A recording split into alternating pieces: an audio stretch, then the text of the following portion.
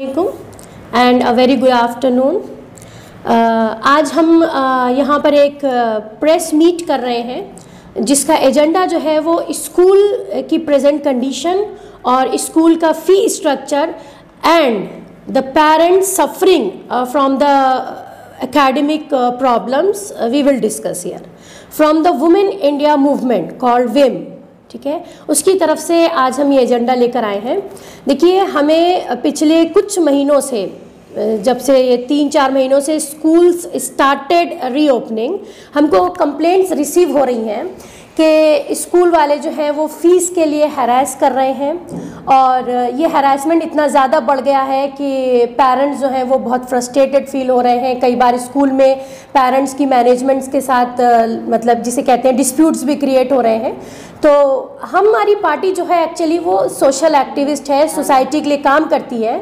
उसी मकसद को पूरा करते हुए हमको ये लगा कि हमें इस इशू पर बात करनी चाहिए और ये आज का जो मीट है इसमें हम एक अपील लेकर आए हैं। ठीक है, गुलबर्गा डिस्ट्रिक्ट के वो सारे स्कूल, ख्वाह वो CBSE हो, ICSE हो या स्टेट बोर्ड हो या इसके अलावा जो भी करिकुलम वो चलाते हैं, हमारी उनसे ये एक हम्बल रिक्वेस्ट है कि ये स्कूल मैनेजमेंट्स प्लीज़ इस तरफ जिसे कहते हैं कि तवज्जो करें और ये देखें कि कहाँ पर पेरेंट्स को हैरेस किया जा रहा है, वो क्या वजह है जिससे पेरेंट्स जो हैं वो इस तरह की कंप्लेंट्स लेकर हमारी जैसी NGOs के पास आ रहे हैं। इसके अलावा मैं बात जो है फैक्ट्स और फिगर के साथ करूँगी। देखिए, आज का द हिंदू न्यूज़पेपर जिसमें ये एक कटिंग आई है जो मैं आपको ब्रीफ कर देती हूँ। इसमें है कि fee issue, high court ask schools to consider parents difficulties. ठीक है, inform parents that their grievances will be consider. High court की तरफ से ये साफ कह दिया गया है कि स्कूल्स की जिम्मेदारी है, मैनेजमेंट की जिम्मेदारी है कि वो पेरेंट्स की ग्रीवेंसेस को सुने और सुनने के बाद इंडिविजुअली पेरेंट्स की कंडीशन को देखते हुए कंसीडर करें। अगर पेरेंट्स इस लायक नहीं है, इस कंडीशन में नहीं है अभी कि फाइनेंशियली वो पूरी तरीके से स्ट्रांग नहीं है, वो फीस पे करें, तो प्लीज़ उनके ऊपर गौर किया जाए, उनकी प्रॉब्लम को कंसीडर किया जाए एक बार। तो मेन एजेंडा जो हमारी आज की मीट का है वो फीस का है। अभी तो हम इस प्रेस मीट में एक अपील कर रहे हैं और मैं समझती हूँ हमारी इस अपील के बाद गुलबर्गा डिस्ट्रिक्ट के प्राइवेट स्कूल्स के मैनेजमेंट्स को इतना फ़र्क पड़ेगा और वो कंसीडर भी करेंगे और रीथिंक करेंगे कि ये कंडीशंस आगे कंटिन्यू नहीं होनी चाहिए, इस प्रॉब्लम का जल्द से जल्द सॉल्यूशन निकाला जाए। दूसरी चीज़, अब मैं थोड़ा सा अपनी बात को क्रिटिक वे में बात करूंगी कि जैसा कि स्कूल्स ने कंडीशंस रखी हैं कि वो इस हालत में नहीं है कि टीचर्स को सैलरी पे कर सकें। देखिए, मैं खुद टीचिंग प्रोफेशन में हूँ, पिछले 10 साल से हूँ। कोई ऐसा बोर्ड नहीं है, करिकुलम नहीं जिसमें अल्हम्दुलिल्लाह मैंने काम नहीं किया है। मैं ये पूछना चाहूँगी स्कूल मैनेजमेंट से कि ऑलरेडी आप लोगों ने अपने स्टाफ में कट ऑफ किया, स्टाफ कम कर दिया। जो स्टाफ बचा उनको आपने ऑनलाइन क्लासेस के नाम पर 50%, 30% सैलरी दी। ठीक है, तो लोड आपके ऊपर कहीं से भी नहीं आया। अगर आप पेरेंट्स से 50% फीस ले रहे हैं तो आप भी तो टीचर्स को 50% ही दे रहे हैं, जबकि वर्कलोड जो है वो 100% का है। ठीक है, मैं फैक्ट्स और फिगर्स के साथ बात कर रही हूँ, मैं वो सारी सच्चाई यहाँ पे रख रही हूँ जिससे मैं खुद अपने आप भी मतलब तजुर्बा करके आई हूँ, फेस करके आई हूँ। अच्छा, तीसरी बात कि स्कूल रीओपन होने के बाद जो एकेडमिक कंडीशन मेंटेन करनी चाहिए थी, यानी कि बच्चों को भी एक तरीके का हम कह सकते हैं ओवरलोड किया जा रहा है, क्योंकि देखिए 11 से 10 महीने बच्चे नहीं पढ़ने के बाद अचानक से अगर आप बच्चों से ये तवक्को करते हैं कि वो 2 महीने के अंदर 10 महीने का सिलेबस कवर कर लें और एग्ज़ाम दे दें, तो मैं समझती हूँ यहाँ पर भी तवज्जो देने की ज़रूरत है स्कूल को और स्कूल के रेस्पेक्टेड मैनेजमेंट्स को कि अगर हम बात करें चाइल्ड साइकोलॉजी की अगर हम बात करें तो ये तो मुझसे ज़्यादा बेहतर स्कूल चलाने वाले जानते होंगे कि बच्चों की इन साइकोलॉजिकल प्रॉब्लम्स के साथ कैसे कूप अप करना चाहिए। ठीक है, तो क्लास में टीचर्स का फ्रस्ट्रेशन दिख रहा है, स्कूल के बाहर पेरेंट्स का फ्रस्ट्रेशन नज़र आ रहा है। ऐसा नहीं है कि मैं अपनी बातों में मैनेजमेंट को इग्नोर कर रही हूँ या मैं स्कूल के जो चलाने वाले हैं, ऑर्गेनाइजर्स हैं, उनको कंडम कर रही हूँ, नहीं, ऐसा नहीं है। मेरा कहने का मकसद सिर्फ इतना है कि कोऑपरेट कीजिए। ऑलरेडी आपके सामने हाई कोर्ट का इतना बड़ा ऑर्डर मैं लेकर आई हूँ, इसको सामने रखते हुए कंसीडर कीजिए उन पेरेंट्स को एटलीस्ट जो आपसे रिपीटेडली रिक्वेस्ट कर रहे हैं कि वो फीस देने की हालत में नहीं है, उनको इंडिविजुअली डील किया जाए। ये आज की हमारा एजेंडा है और ये अपील है। इस अपील में मैंने सारे करिकुलम के नाम लिए हैं, CBSE स्कूल्स, ICSE स्कूल्स और हमारे स्टेट गवर्नमेंट के स्कूल। अगर इसके बाद भी हमें शिकायतें मौसूल होती रहीं और हम रिसीव करते रहे कंप्लेंट्स, तो फिर हम मजबूर हो जाएंगे, हमें स्कूलों का नाम लेकर इंडिविजुअली बात करनी पड़ेगी। और मैं नहीं चाहूँगी कि कोई भी स्कूल जो है वो डिफेम हो। देखिए, स्कूल जो है वो नेशन बिल्डर्स हैं, वो आने वाला कल, आने वाले फ्यूचर के लिए जिम्मेदार हैं। इस बात को स्कूल वाले क्यों भूल जाते हैं या स्कूल चलाने वाले इस बात को कहीं ना कहीं सेकेंडरी ले आते हैं। उनका प्राइमरी मकसद कुछ और बन चुका है, जबकि प्राइमरी मकसद जो है वो ये होना चाहिए कि स्कूल सिर्फ और सिर्फ आपने सोसाइटी में इसलिए कायम किए हैं ताकि आप आने वाली जनरेशन को मजबूत तरीके से खड़ा कर सकें।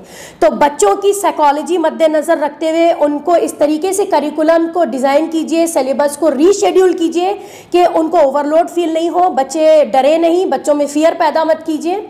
दूसरी बात कि टीचर्स को अगर आप 50% सैलरी दे रहे हैं तो उनके वर्कलोड को भी सही तरीके से डिवाइड किया जाना चाहिए, क्योंकि आप बाज़ स्कूलों का शायद ये सोच होती है, उन्हें यह लगता है कि टीचर फ्रैटर्निटी जो है वो मजबूर है और वो कहाँ जाएंगे। तो ऐसा नहीं है, टीचर फ्रैटर्निटी मजबूर नहीं है। बहुत अनकरीब हो सकता है इंशाअल्लाह कि टीचर्स की एक बड़ी यूनियन आपके गुलबर्गा डिस्ट्रिक्ट में भी आपको देखने को मिलेगी।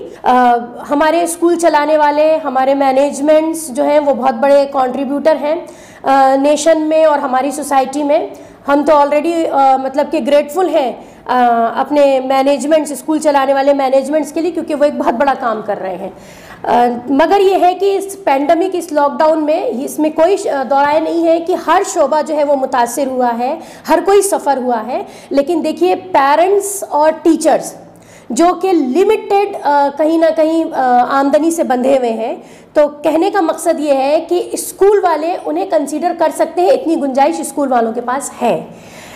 कुछ स्कूलों ने ये भी अपना, जिसे कहते हैं कि एक इशू क्रिएट किया कि हम पूरी तरीके से ख़त्म हो गए हैं कोरोना में। और मेरी एक बात समझ में नहीं आती है, अगर कोई स्कूल पिछले 10 साल से चल रहा है, रनिंग स्कूल है, तो 9 साल और 10 साल आपने कमाया।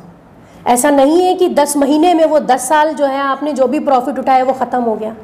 लेकिन कई बार ऐसा होता है, डेली वेजर्स या पिटी बिजनेसमैन जो होते हैं, जिनका रोज़गार उनकी मंथली आमदनी पे चलता है, अगर उनकी हम बात करें तो वो जेन्युइन है कि वो ख़त्म हो गए।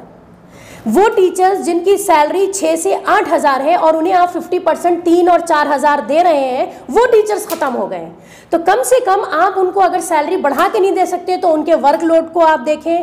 अच्छा, टीचर्स का क्या है कि पैसा बहुत ज़्यादा ट्रांसपोर्ट में चला जाता है। मैं एक एग्जांपल देना चाहूँगी। एक टीचर जो 6000, क्योंकि मुझे गुलबर्गा डिस्ट्रिक्ट में जितना अंदाज़ा हुआ है सर्वे करने के बाद, एक एवरेज 10,000 तक का टीचर जो है वो आपको आम स्कूलों में मिलेगा। जबकि मुझे कहते हुए शर्म आ रही है कि टीचर्स का जो काम है, टीचर्स की जो मेहनत है, उनकी काबिलियत के हिसाब से उनको पे नहीं किया जाता है। लेकिन वो एक अलग मुद्दा है, उसके साथ इंशाल्लाह हम फिर कभी बात करेंगे। और टीचर्स यूनियन बनाने की तो हम बात कर ही रहे हैं। मैनेजमेंट की जो भी यूनियन बनी हुई है, मैं फिर एक बार दोहराऊंगी कि वो पेरेंट्स की प्रॉब्लम, टीचर्स की प्रॉब्लम प्लस बच्चों का मेंटल साइकोलॉजिकल लेवल देखते हुए अपने शेड्यूल को और अपना जो स्ट्रक्चर है उसको दोबारा से एक बार रिव्यू कर लें। अस्सलाम वालेकुम रहमतुल्लाहि व बरकातहू।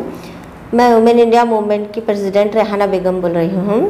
आज हमारा यहाँ प्रेस मीट है, जो हम एक मुद्दा लेकर यहाँ पर आए हैं। जो स्कूल फीस के कंप्लेंट्स हमारे पास आने की वजह से हम लोग ये प्रेस मीट कर रहे हैं।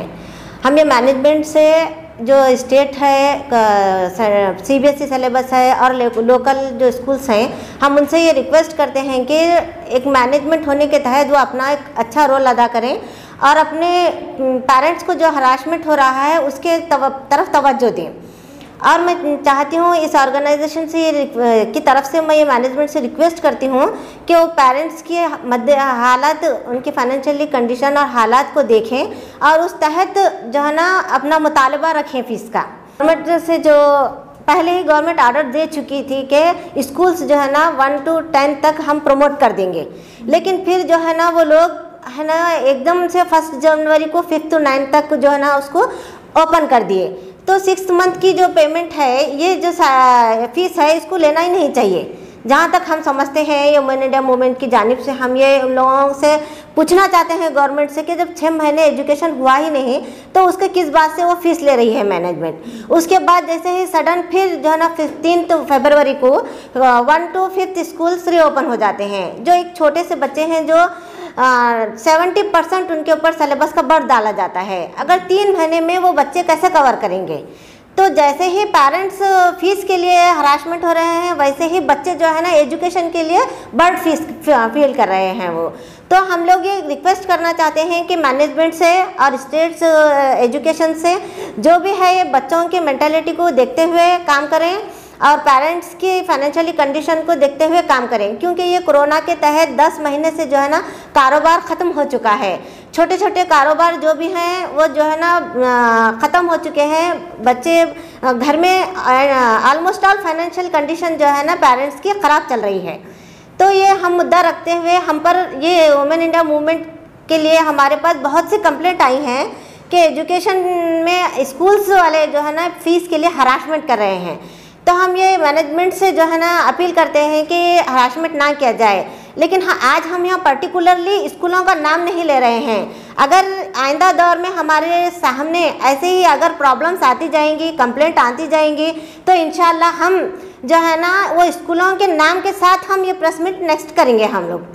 तो मैं गुजारिश करती हूँ मैनेजमेंट से और ऑल एजुकेशन डिपार्टमेंट से भी गुजारिश करती हूँ कि बच्चों पे बर्डन ना डालते हुए जो है ना एजुकेशन का रेफर्स जो है ना टीचर्स तो कवर कर सकती हैं, लेकिन बच्चे कैसा कवर कर लेंगे? 2.5 महीने में अब 1st to 5th बच्चे जो है ना 2.5 महीने, फरवरी में स्टार्ट हुआ है, मई में एग्ज़ाम कंसिडर है उनका, तो वो लोग 2.5 महीने में कैसा अपना जो है ना सिलेबस कवर करेंगे? देखिए कोई बच्चा, हर कोई बच्चा जो है ना इंटेलिजेंट नहीं होता है। कम बच्चे जो है ना इंटेलिजेंट होते हैं, थोड़े प्रिपेयर होते हैं, थोड़े नहीं प्रिपेयर होते हैं। तो बच्चों की मेंटालिटी के तहत जो है ना आप लोग एजुकेशन को प्रोवाइड करें और उन्हें जो है ना एक अच्छा मुस्तकबिल तक पहुँचे बच्चे, ये हम लोगों की कोशिश है और ये गुजारिश है मैनेजमेंटों से।